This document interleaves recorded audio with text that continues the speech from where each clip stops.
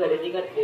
खरेदी केल्यावर ती दुकानदारच म्हणते, मला एक स्वस्त साडी द्या, मला माझ्या मुलाच्या लग्नात एका कामवाल्या बाईला द्यायची आहे। सर्व साड्यांची खरेदी केल्यावर ती तिथून निघून जाते। त्यानंतर थोड्या वेळात त्याच दुकानावर एक गरीब बाई येते। गरीब बाई दुकानदारास म्हणते, मला एकदम भारी अशी साडी द्या, मला माझ्या मालकिनीला द्यायची आहे, त्याच्या मुलाच्या लग्नात। आता मला सांगा, यामध्ये खरा श्रीमंत कोण?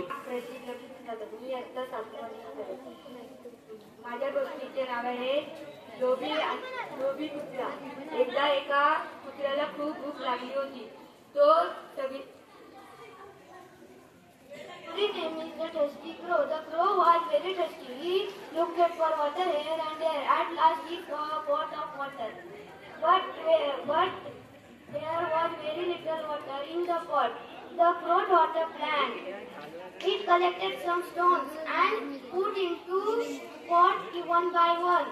The water came up. The crow drank the water and flew away. Moral of the story: when शीत लवकर झोपी गेला व सकाळी उठलो तर समोर यमराज उभे होते।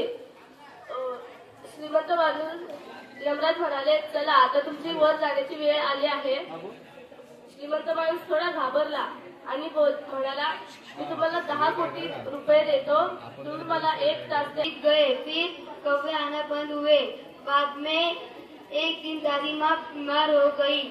वो चल भी नहीं सकती थी, वो बिस्तर में पड़ी रही। फिर पूरा आंगन गंदा हो गया था।